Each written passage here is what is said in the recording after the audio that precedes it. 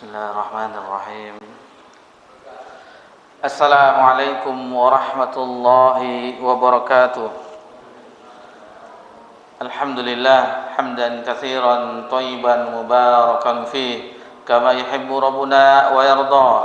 Asyhadu an la ilaha illallah wahdahu la syarikalah wa asyhadu anna Muhammadan abduhu wa rasuluh sallallahu alaihi wa ala alihi wa man sara ala nahjihi wa tamassaka bi sunnati ila yaumiddin wa sallaman tasliman katsira. Ya ayyuhalladzina amanu taqullaha haqqa tuqatih wa la tamutunna illa wa antum muslimun. Amma ba'd. Alhamdulillah, puji syukur kehadirat Allah Subhanahu wa taala.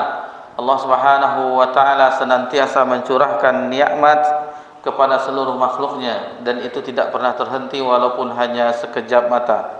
Salawat beriringkan salam kepada Nabi kita tercinta, Nabi Muhammad sallallahu alaihi wasallam. Alhamdulillah, di kesempatan yang berbahagia ini kita berkumpul kembali di musola yang tercinta ini, Musola Nur Ar-Rasyid, untuk beribadah kepada Allah Subhanahu wa taala. Dan alhamdulillah, menunggu kumandang azan Isya, kita duduk sejenak untuk sama-sama mempelajari salah satu kitab yang diwarisi oleh ulama, salah seorang ulama kita, Imam An-Nawawi rahimahullah ta'ala, kitab yang fenomenal, yakni Riyadhus Shalihin. Alhamdulillah, dalam pembahasan kita telah menyelesaikan 8 bab di dalam pembahasan di bab-bab kitab Riyadhus Shalihin. Dan insyaallah di pertemuan yang ke-24 ini kita akan masuk bab yang baru, bab yang ke-9. Kita sudah melewati pertengahan dari bulan Zulqa'dah, salah satu bulan haram, yakni tanggal 16 Zulqa'dah 1447 Hijriah, bertepatan 3 Mei 2026 Masehi. Baik, langsung saja kita masuk ke bab yang baru di pembahasan yang ke-24 ini. Tafadhal, bab yang ke-9.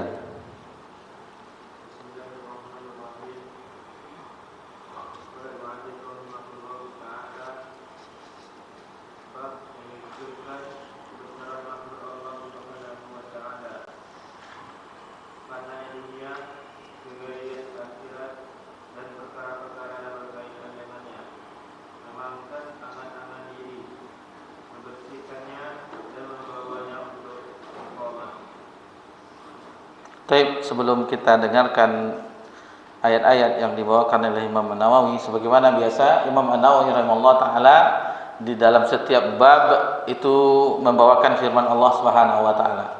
Jadi beberapa ayat beliau bawakan yang berkenaan dengan judul bab, lalu setelah itu baru beliau membawakan hadis-hadis yang berkaitan dengan pembahasan di bab.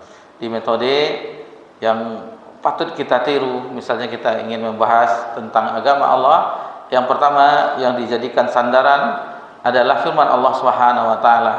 Setelah itu baru sabda-sabda Nabi sallallahu alaihi wasallam, sebagaimana metode yang dijadikan Imam An-Nawawi di dalam kitabnya ini, kitab Riyadhus Shalihin. Jadi memikirkan kebesaran makhluk Allah, yakni tafakkur.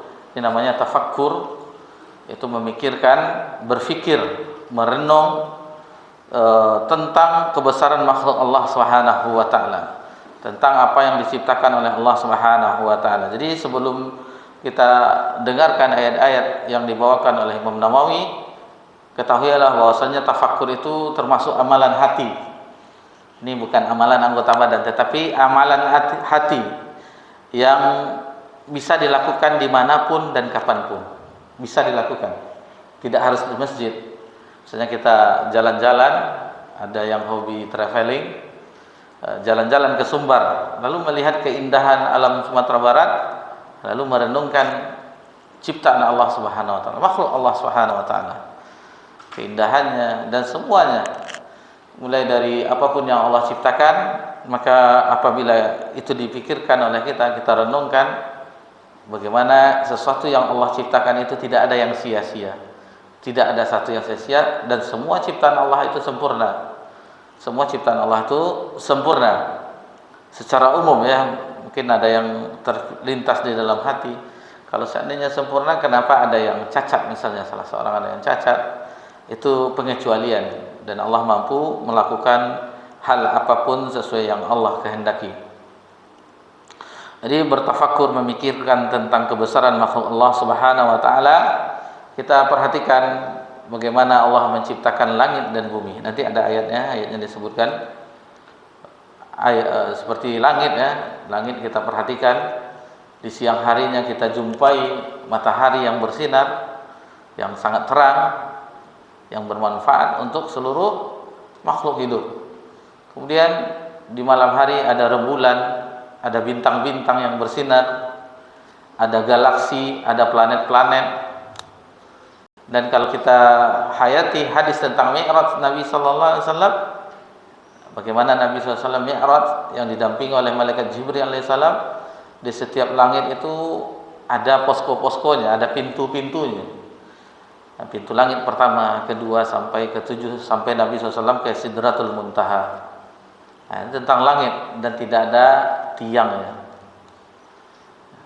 Jadi bagaimana Allah membangun, arsitek bagaimana yang bisa membangun hal yang demikian, sesuatu yang tanpa ada tiang. Masjid yang musola kita yang sederhana, kalau tidak ada blok-blok tiang ini mudah robohnya. Jadi Allah Subhanahu wa taala menciptakan langit tanpa tiang, kokoh, karena penduduknya adalah malaikat yang besar-besar. Kemudian di bumi kita perhatikan bagaimana di bumi samudra, kita jumpai samudra lautan, bermacam-macam hewan yang hidup di dalamnya, ikan-ikan yang bermacam-macam, tumbuhan laut. Kemudian pegunungan, dihamparkan hutan belantara atau sawah yang begitu rapi tertata. Semua adalah ciptaan Allah Subhanahu wa taala. Lalu dari jenis pohon-pohonannya begitu banyak jenisnya. Entah berapa jenis, semuanya hanya Allah yang mengetahuinya. Begitu juga dengan hewan, pepohonan, tumbuhan, hewan yang berbagai macam. Ada yang bisa dikonsumsi oleh manusia, ada sebagian kecilnya diharamkan. Hanya sebagian kecil. Pada umumnya itu dihalalkan untuk manusia. Hanya hal-hal yang kecil yang diharamkan. Belum jenis burung-burung yang terbang. Ini semuanya makhluk Allah Subhanahu wa taala. Berpikir kita sejenak tentang makhluk Allah Subhanahu wa taala. Kemudian kita beranjak ke malaikat. Banyak malaikat Allah Subhanahu wa taala yang jumlahnya hanya Allah mengetahuinya. Masih di hadis tentang Mi'raj, ketika Nabi SAW berada di langit yang ketujuh, di situ ada nama tempat ibadah bagi penduduk langit. Jadi malaikat itu adalah penduduk langit. Ada tempat ibadah mereka namanya Baitul Ma'mur di langit ketujuh. Adapun di langit dunia namanya Baitul Izzah. Adapun di permukaan bumi namanya Baitullah. Jadi semua tempat ibadah. Di Baitul Ma'mur disebutkan oleh Nabi SAW bahwasanya malaikat itu beribadah kepada Allah dan itu sangat rapat. Dijelaskan di dalam riwayat tersebut, itu tidak lepas jarak mereka para malaikat itu 4 ruas jari ini. Saking banyaknya, 70.000 malaikat. Itu ketika beribadah di Baitul Ma'mur, ketika keluar tidak akan kembali sampai hari kiamat. Tidak kembali sampai hari kiamat. Masuk 70.000 lagi, setelah selesai keluar masuk 70.000. Itu yang keluar tidak kembali lagi sampai hari kiamat. Itu makanya ada riwayat yang lain, langit itu berderik saking banyaknya malaikat di atasnya. Langit pertama, kedua, ketiga, seterusnya. Belum lagi malaikat pemikul arash, yang mana diriwayatkan jarak antara daun telinga malaikat pemikul arash dengan pundaknya itu selama 700 tahun perjalanan. Betapa besarnya. Malaikat Jibril alaihissalam ketika Nabi SAW melihat dua kali.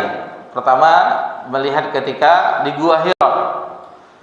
Nabi menggambarkan di antara sifat malaikat Jibril, besarnya meliputi ufuk, tertutup langit itu oleh malaikat Jibril. Kemudian memiliki 600 sayap, dan dari sayap-sayapnya itu turun butiran-butiran seperti berlian, malaikat Jibril alaihissalam, dan malaikat-malaikat yang lainnya yang semuanya itu tunduk dan patuh kepada Allah. Wa yaf'aluna ma yu'marun. Meskipun mereka kuat besar, syadidul quwa, zul arsil makin, zikuwah, kekuatan zikuwati zikuwatil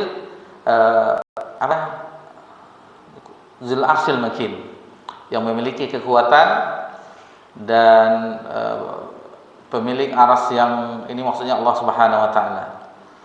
Adapun malaikat itu memiliki kekuatan. Bayangkan negeri Sadum, apa sekarang istilahnya Sadum itu boti ya. Boti, penyakit sejak ada zaman Nabi Lut alaihissalam, itu diangkat negeri tersebut oleh malaikat lalu dibalikkan. Jadi mudah bagi malaikat, kuat malaikat itu, dan semuanya tunduk patuh kepada Allah. Ketika Allah berfirman, semua malaikat itu pingsan, saking takutnya mereka kepada Allah Subhanahu wa taala. Padahal mereka makhluk yang istimewa, yang diciptakan dari cahaya, tetapi rasa takut mereka kepada Allah ketika Allah berfirman, mereka pingsan semuanya. Sementara kita sering mendengar firman Allah Subhanahu wa taala, tidak ada sedikit pun dalam hati kita rasa takut yang timbul. Ini masalah ya, masalah di dalam diri kita. Tidak ada yang membekas. Seharusnya ketika kita dengarkan, menggigil kita, disebut nama Allah, ketakut kita. Kemudian apabila dibacakan ya Allah, bertambah iman kita. Itu seharusnya. Taib. Itu kalau kita perhatikan makhluk-makhluk Allah Subhanahu wa taala, kalau kita renungi sesaat. Belum lagi pada diri kita. Dari dalam diri kita, wa fi anfusikum afala tubsirun. Jadi dari dirimu sendiri, tidakkah kamu mengambil pelajaran bagaimana Allah menciptakan laqad khalaqanal insana fi ahsani taqwim. Sungguh Allah telah menciptakan manusia itu dalam sesempurna bentuk. Kita bercermin sambil berdoa kepada Allah, Allahumma kama ahsanta khalqi fa ahsin khuluqi. Bagaimana Allah memberikan rupa telinga kita, hidung kita, dan semuanya tertata dengan sempurna. Alisnya yang fungsinya diantaranya ketika ada keringat tidak langsung jatuh ke mata, ditahan oleh alis. Dan semuanya kita perhatikan, kuku kita panjang ya, sehingga minimal sepekan kita gunting. Tetapi gigi kita tidak panjang ya. Kalau panjang terus susah juga potong. Kumis, jenggot, kalau kumis dipotong, jenggot biarkan saja, sunnah. Dan bulu mata tidak pernah memanjang dia. Kalau memanjang kan repot juga. Ini udah panjang bulu mata nih, tidak bisa nampak berkendaraan. Bayangkan Allah Subhanahu wa taala menciptakan kita manusia, yang membuat iblis iri dengan penciptaan Adam alaihissalam. Iri iblis melihat ada rongganya, ada ininya. Masya Allah, luar biasa Allah Subhanahu wa taala menciptakan kita. Suatu tantangan. Wa fi anfusikum. Kita nggak jauh-jauh memandang ini, harus tamasya dulu melihat ini, berjalan dulu di permukaan bumi. Dari diri kita sendiri, wa fi anfusikum afala tubsirun. Tidakkah kamu mengambil pelajaran dari dirimu? Kaki untuk melangkah ke rumah-rumah Allah, tangan untuk sesuatu yang bermanfaat, membantu orang. Nah, ini diantara fungsi yang sangat bermanfaat semuanya. Luar biasa Allah Subhanahu wa taala di dalam penciptaan diri kita. Ini bertafakur, memikirkan ciptaan-ciptaan Allah Subhanahu wa taala.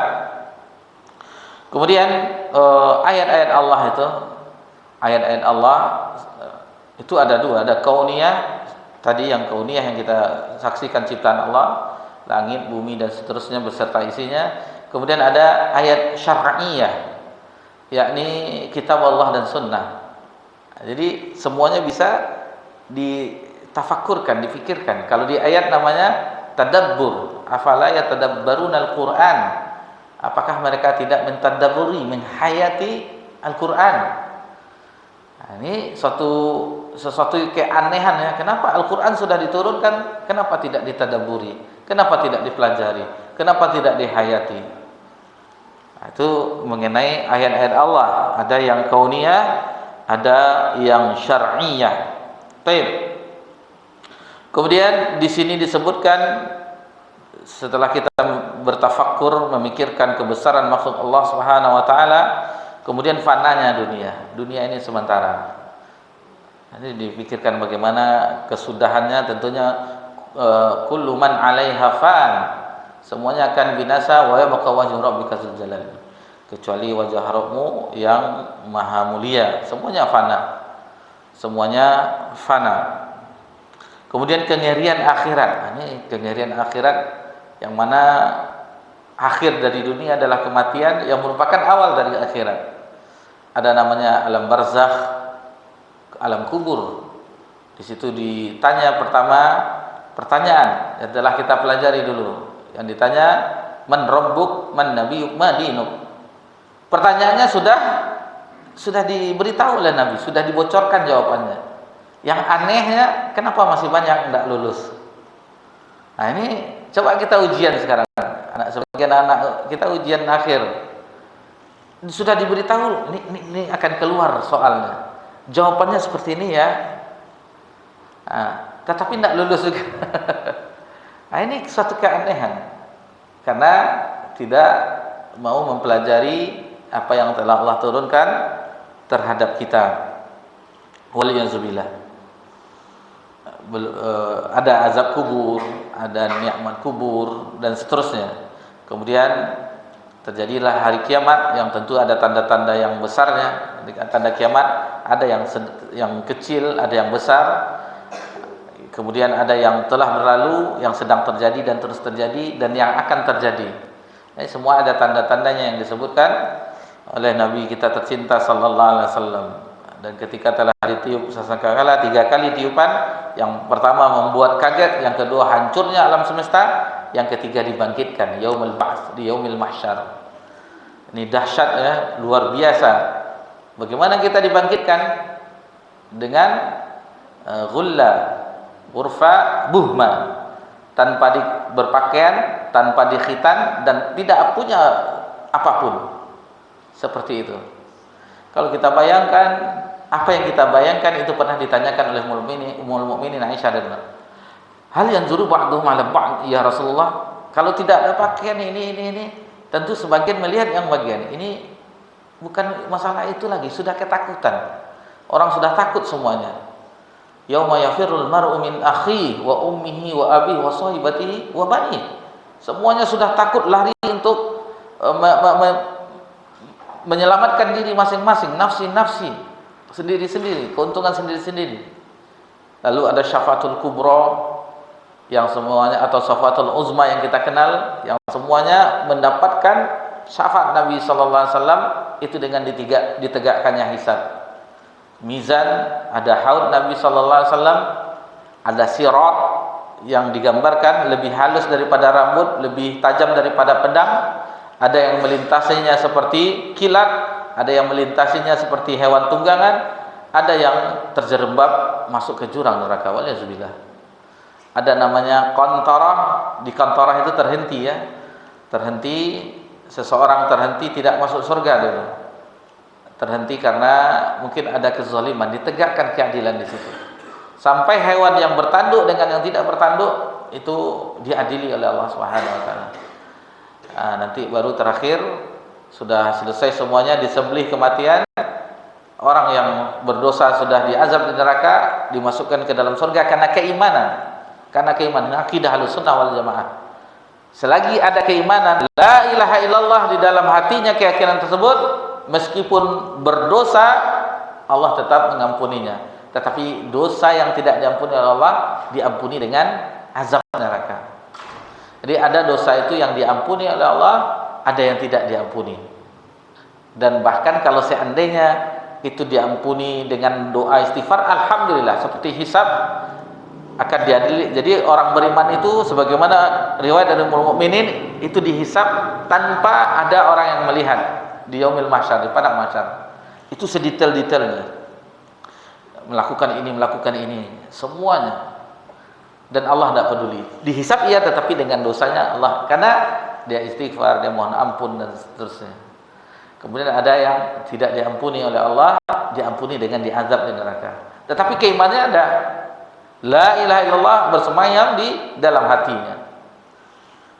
Setelah yang demikian, yang sudah diazab, sudah habis dosa-dosanya, baru dicelupkan ke sungai kehidupan, kembali seperti semula, yang jasadnya hitam legam karena disiksa di neraka, baru setelah itu dimasukkan ke dalam surga. Dengan modal keimanan tadi, iman yang akan membuatnya selamat di dunia dan akhirat. Apalagi amal solehnya ada, apalagi dia sering beristighfar kepada Allah, mohon ampun kepada Allah, bertobat kepada Allah, maka tentunya Allah tidak mengazabnya. Ada yadkhuluna, akan masuk surga umat Nabi Muhammad SAW itu 70.000 golongan masuk surga tanpa hisab dan azab. 70.000 golongan. Yang kita ringkas saja bahwasanya yang syaratnya adalah yang pertama tidak melakukan tatayyur, kemudian tidak minta diruqyah, kemudian tidak berobat dengan kai besi yang dipanaskan, yang kemudian yang terakhir bertawakal hanya kepada Allah. 4 itu bukti dari murninya tauhid, dan ini masuk surga tanpa hisab, tanpa azab. Spesial. Ikhwani fiddin azakumullah.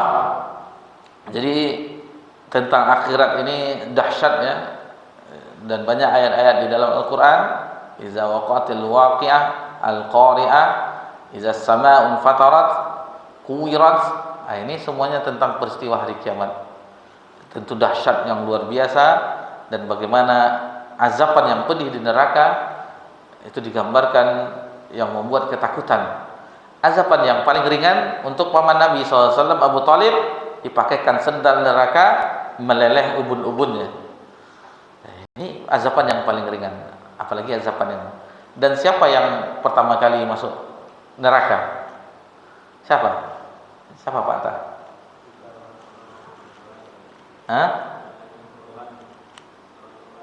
Orang yang sholat. Kenapa orang yang sholat pertama kali? Fawailil lil musallin. Nanti tidak mau orang sholat. Orang pelaku kesyirikan, atau orang munafik, atau orang kafir? 3 golongan. Tapi sampai 3 golongannya, mana 3 golongan? Barakallahu fiik. Ya, 3 golongan yang benar, tapi yang mana 3 golongan? Jadi yang pertama adalah orang berilmu. Orang berilmu, ahli bacaan Al-Quran, qura'. Ini yang mengajarkan siang dan malam, mengamalkannya. Kemudian yang kedua, orang dermawan dengan hartanya. Yang ketiga, orang jihad fisabilillah. Bayangkan, dengan ilmunya ketika Allah menanyanya di akhirat, dengan ilmu, dengan bacaan Qur'annya, diajarkan siang malam dan diamalkan. Itu yang dilakukan, ya Allah. Kadzabta, Allah Ta'ala berfirman, engkau telah berbohong, engkau melakukan begini. Faqad qil, sungguh engkau telah mendapatkan apa yang engkau inginkan, yaitu pujian manusia. Jadi berbahaya ya, orang yang berilmu, orang yang ahli qura', ahli Quran, ini berbahaya, ancaman. Yang kedua, orang yang dermawan, yang menginfakkan hartanya, mendermakan hartanya, siang malam semua dibantu, semua dibantu, senantiasa donasi. Itu jumlahnya bukan 10.000, miliaran, triliunan, luar biasa banyaknya sedekahnya, donasinya, tetapi diazab, pertama kali masuk neraka. Kemudian orang jihad fisabilillah, jadi syahid, syuhada yang seharusnya itu bisa memberi syafaat 70 keluarganya. Nah, ini bahkan diazab. Kenapa? Karena dia ingin disebut seorang pemberani, orang yang jihad di jalan Allah, bukan mengharapkan balasan dari Allah, bukan mengharapkan wajah Allah. Ini pentingnya keikhlasan, sangat pentingnya keikhlasan untuk agar Allah Subhanahu wa taala membalas apa yang telah kita lakukan. Jadi bukan orang kafir, bukan orang musyrik, bukan orang munafik, tetapi 3 golongan tersebut yang pertama kali masuk neraka. Waliyazbillah. Kemudian dari judul kengerian akhirat dan perkara-perkara yang berkaitan dengannya yang tadi telah kita sebutkan rentetannya, kemudian memangkas angan-angan diri. Ini memangkas angan-angan diri itu dengan tentunya tidak berangan-angan panjang ya. Tawil aman maksudnya panjang seolah-olah hidup di dunia ini selama-lamanya. Enggak. Kehidupan itu finishnya adalah kematian. Finishnya. Mau kita gelarnya profesor, mau kita kayanya bertriliunan, atau kita biasa-biasa saja, finishnya sama, kematian. Sama finishnya, kematian. Cuman bisa tidak ngambil ibrah dari ini? Kafa bil mauti mau'izah. Cukuplah kematian itu menjadi pelajaran. Kalau sudah bisa kita mengambil pelajarannya bagaimana orang yang telah meninggalkan kita, tentu kita akan bersemangat untuk menyiapkan bekal menghadapinya. Kemudian judulnya membersihkannya. Ini tazkiyatun nufus, membersihkan jiwa kita ya. Itu berapa kali Allah bersumpah? 11 ya. Wasyamsi waduhaha wal qamari idza talaha wan nahari idza jallaha wal laili idza yaghsha was samai wa ma banaha wal ardi wa ma taha wa nafsi wa ma sawaha. Qad aflaha man zakkaha.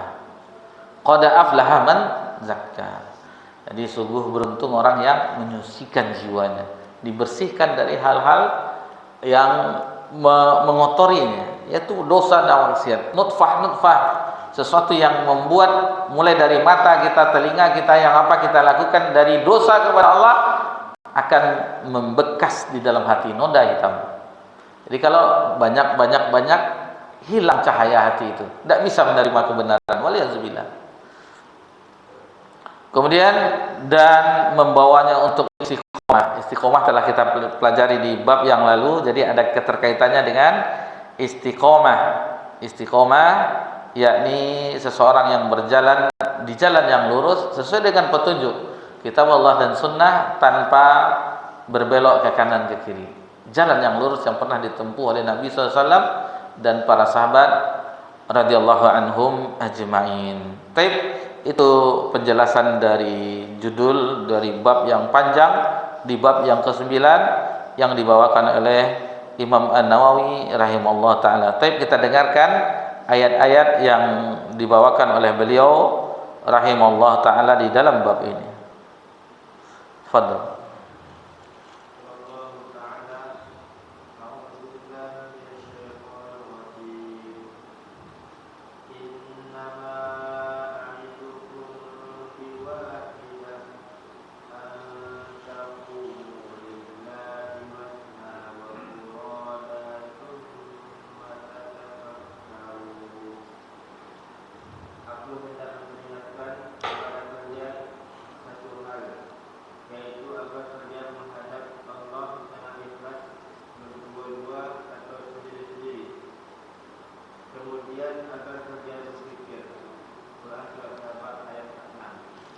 Footnote-nya yang 114.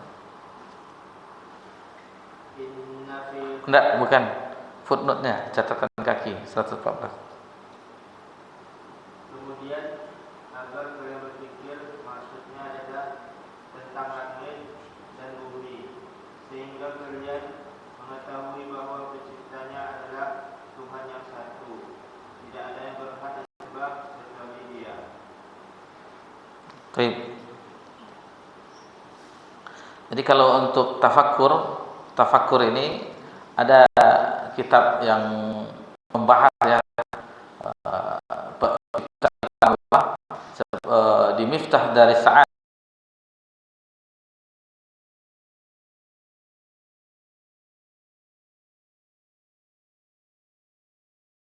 hewan, kenapa jerapah itu tinggi lehernya, mengapa begini dan seterusnya. Lalu beliau menjawabnya. Kenapa jerapah tinggi? Karena beliau mengkonsumsi apa yang dimakan jerapah? Daun-daunan atau buah-buahan. Jadi lehernya itu ngambil yang tinggi-tinggi di pohon itu bisa. Lalu kenapa khinzir yakni babi, kenapa pendek dan itunya? Dia semuanya dimakan ya. Jadi dijelaskan oleh Imam Ibnu Qayyim tentang makhluk-makhluk Allah. Kenapa begini? Ini perhatikan semut yang kecil katanya, tetapi tenaganya kuat, membawa beban makanan meskipun jatuh, tetapi kekuatannya sangat kuat. Kan tetap diambilnya lagi. Beban yang kuat. Digambarkan oleh Imam Ibnu Qayyim, berpikir kita bagaimana Allah menciptakan makhluk-makhluknya. Jadi itu diantaranya ya yang beliau bawakan. Jadi kalau ingin lebih banyak silakan merujuk ke kitab Miftah Daris Sa'adah. Di ayat yang dibawakan yang pertama dalam surah Saba itu adalah penggalan ya, tidak seluruhnya. Jadi beliau memotong firman Allah Subhanahu wa taala, hanya mengambil sesuai dengan pembahasan summa tatafakkaru.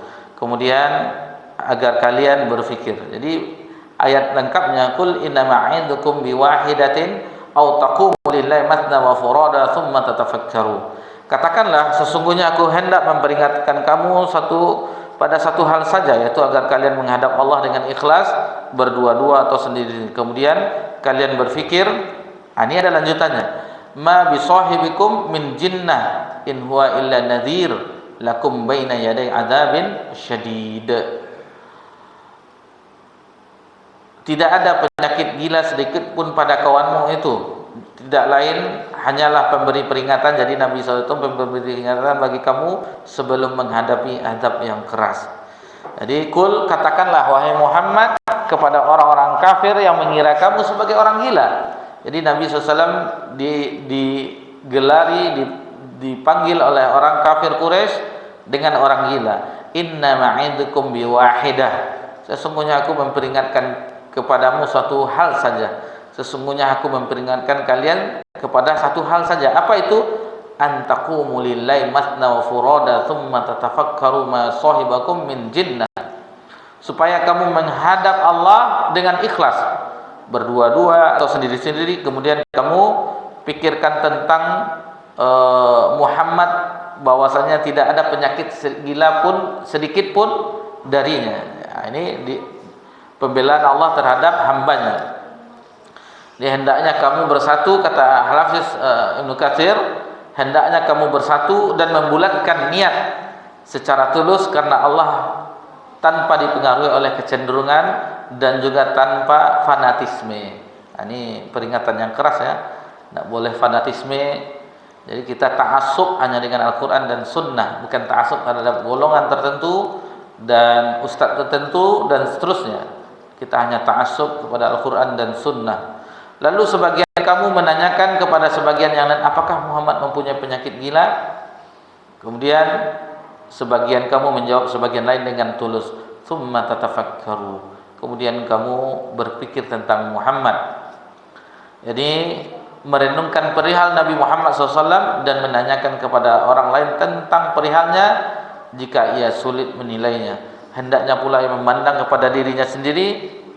Jadi di dalam ayat ini disuruh berfikir. Ada kalimat summa tatafakkaru, kemudian berpikir. Meskipun di sini konteksnya yaitu memikirkan tentang Nabi Muhammad SAW, bahwasanya Nabi Muhammad SAW itu bukanlah orang yang gila sebagaimana yang dituduhkan oleh orang-orang kafir Quraisy. Jadi banyak kisah-kisah tentang ini. Sebagaimana Nabi pernah mengumpulkan orang di Bukit Sofa. Lalu seandainya aku kabarkan kepada kalian, apakah kalian akan mempercayainya? Ada orang pasukan yang akan menyerang, percaya semuanya. Lalu beliau mengatakan bahwasanya aku ini utusan Allah ini dan seterusnya, siapa yang pertama kali yang menolak? Pamannya. Celaka engkau wahai Muhammad, dengan ini kau mengumpulkan kami. Tetapi akhirnya Allah yang mencelakakan Abu Lahab, paman Nabi. Turun firman Allah, tabbat syada abi lahabi wa tabb. Jadi banyak hal-hal yang demikian yang berkenaan dengan peristiwa-peristiwa tersebut. Seperti itu juga Nabi pernah ketika itu turun firman Allah, wa anzir ashiratakal aqrabin, dan berilah peringatan kepada kerabat-kerabatmu. Lalu Nabi memanggil seluruh Bani Hashim, keturunan Abdul Muttalib, bibinya Sofia, anaknya Fatimah, bahwasanya nanti Nabi SAW tidak bisa menolong mereka di akhirat kelak. Yakni itu semua di akhirat adalah wewenang Allah Subhanahu wa taala. Baik, ke ayat selanjutnya.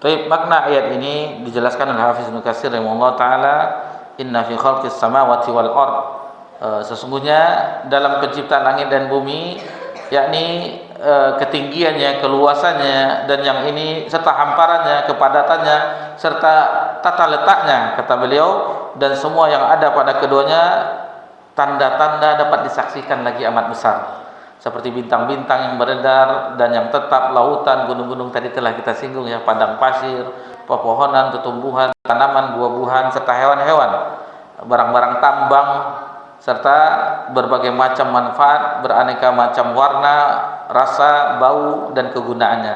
Wa ikhtilafil laili wan nahar, dan silih bergantinya malam dan siang.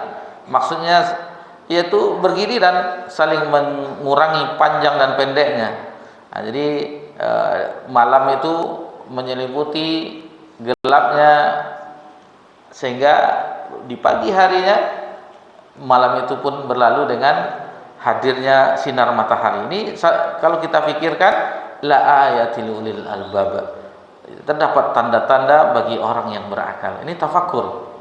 Itu dengan akal-akal yang sempurna yang memiliki kecerdasan. Ulil albab itu adalah kecerdasan seseorang menggunakan akalnya, karena hanya yang demikian yang dapat mengetahui segala sesuatu dengan hakikatnya. Kemudian allazina yadhkuruna Allah qiyaman wa qu'udan wa 'ala junubihim. Ini orang-orang yang mengingat Allah ketika sambil berdiri atau duduk atau dalam keadaan berbaring, mengingat Allah Subhanahu wa taala. Wa yatafakkaruna fi khalqis samawati wal ard, dan mereka memikirkan tentang penciptaan langit dan bumi. Jadi mereka memahami hikmahnya. Jadi semuanya itu adalah Allah Subhanahu wa taala yang mengatur alam semesta ini. Tidak ada saham pun sedikit dari makhluk. Jadi Hasan Al-Basri mengatakan, ini dibawakan sini, berfikir sesaat lebih baik daripada berdiri salat satu malam. Kemudian Fudail bin Iyad, pikiran merupakan cermin yang memperlihatkan kepadamu kebaikan-kebaikan dan keburukan-keburukan. Kemudian Sufyan bin Uyainah mengatakan bahwa pikiran merupakan cahaya yang memasuki hatimu.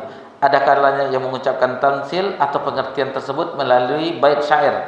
Idzal mar'u kanat lahu fikrah fa fi kulli syai'in lahu ibrah. Apabila seseorang menggunakan akal pikirannya, maka pada segala sesuatunya terdapat pelajaran baginya. Luqmanul Hakim mengatakan sesungguhnya lama menyendiri menghilhamkan berfikir, dan lama berfikir merupakan jalan yang menunjukkan ke pintu sorga. Kalau kita pikirannya kan usaha terus ya, gimana usaha ini maju ini, bukan kepikiran tentang jalan ke sorga. Umar bin Abdul Aziz mengatakan berbicara untuk berzikir kepada Allah Subhanahu wa taala adalah baik, dan berpikir tentang nikmat-nikmat Allah lebih utama daripada ibadah. Masya Allah, ini ungkapan kalimat-kalimat hikmah. Rabbana ma khalaqta hadza batila. Jadi, wahai Rabb kami, tiadalah engkau menciptakan ini sia-sia.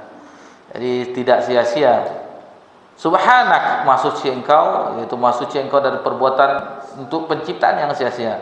Faqina adzaban nar, maka peliharalah kami dari siksa neraka. Pelihara kami wahai Rabb kami yang menciptakan semua makhluk dengan sebenarnya dan adil. Wahai Rabb yang maha suci dari kekurangan, celah dan perbuatan atau sia-sia, peliharalah kami dari azab neraka dengan upaya dan kekuatan-Mu. Berilah kami taufik, bimbingan untuk mengerjakan amal-amal yang menyebabkan Engkau ridha kepada kami. Berilah kami taufik kepada amal soleh yang dapat menuntun kami ke dalam surga yang penuh dengan kenikmatan. Lindungilah kami dari azab-Mu yang amat pedih. Kemudian Rabbana innaka man tudkhilin nar faqad akhzaitah, dan seterusnya. Sementara yang di sini sampai ayat 191. Taib. Ayat dalam surah selanjutnya, dalam surah Al-Ghashiyah.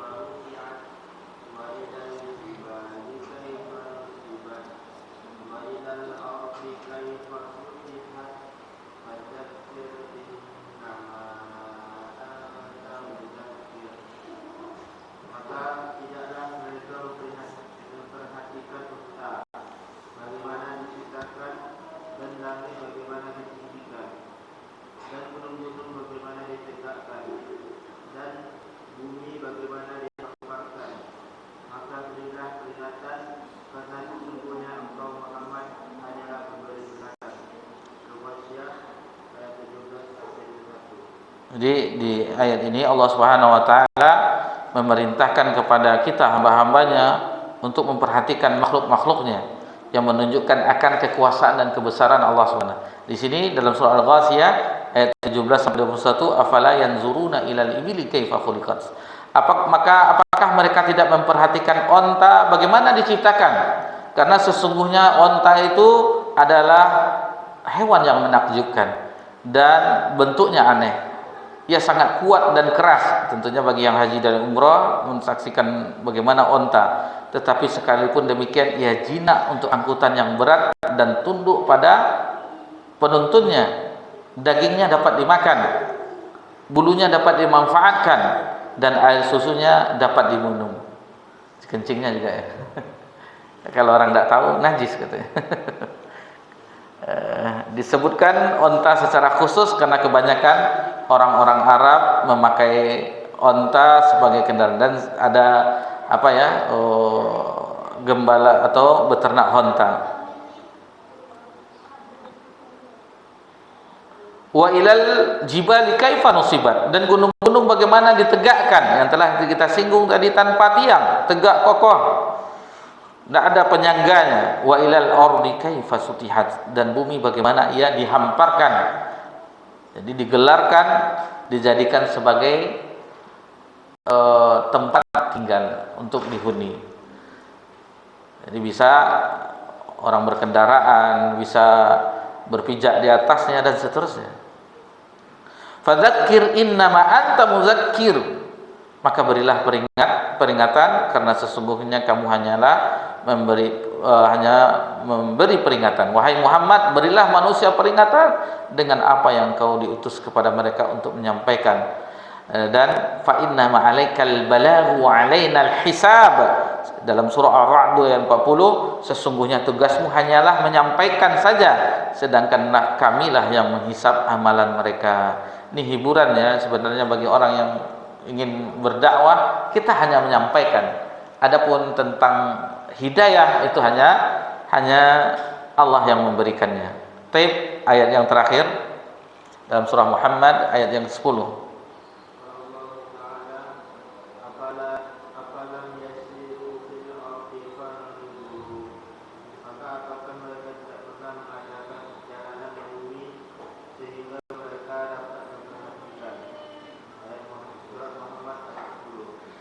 Jadi ini diambil juga potongannya, afalam yasiru, maka apakah mereka tidak mengadakan perjalanan, yakni mereka yang mempersekutukan Allah dan mendustakan Rasulnya, fil ardi, di muka bumi, fayanzuru kaifa kana akibatul ladzina min qablihim dammarullahu alaihim.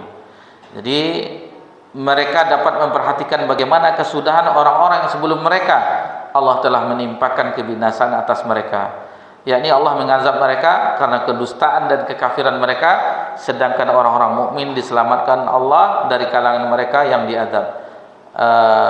Adapun walil kafirina amsaluha, ini ayat lengkapnya, dan orang-orang kafir akan menerima akibat-akibat seperti itu. Kemudian dan ayatnya dalam bab ini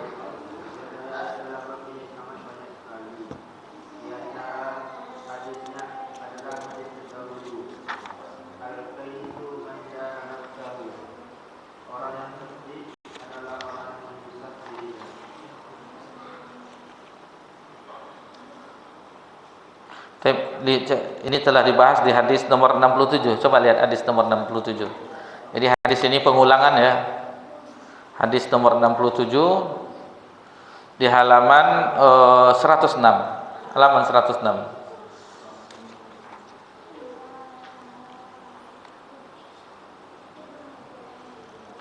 Bacakan hadisnya dari Abu Ya'la Shaddad bin Aus.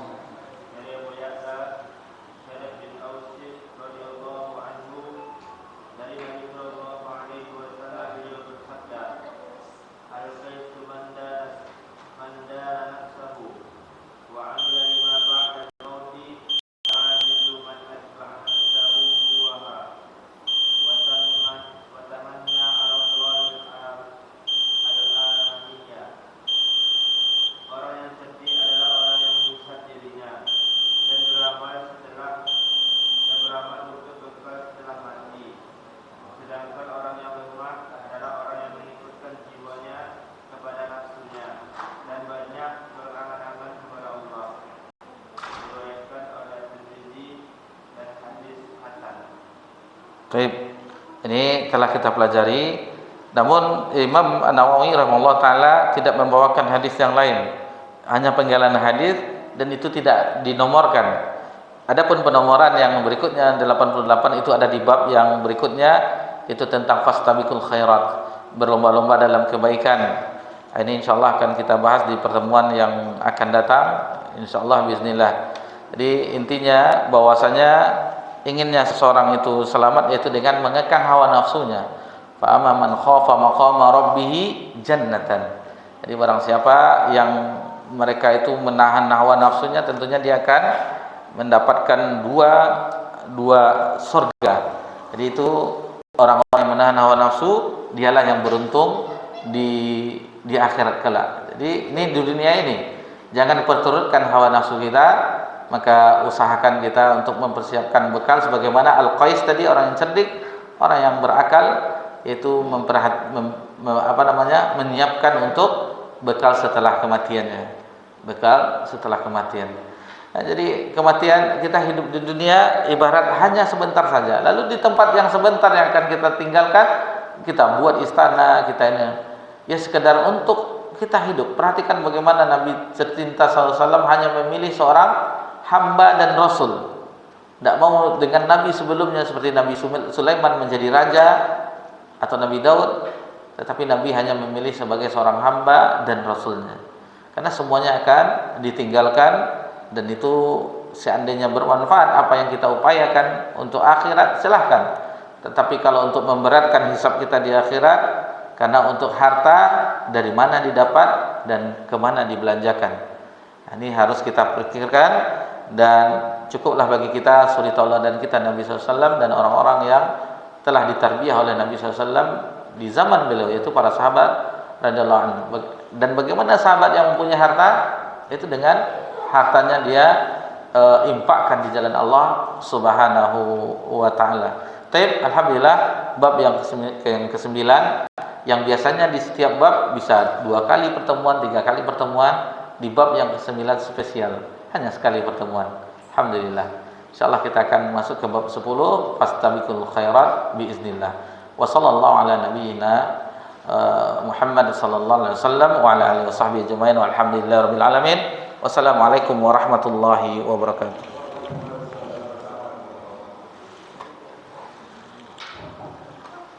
Azan, fadhil. Azan.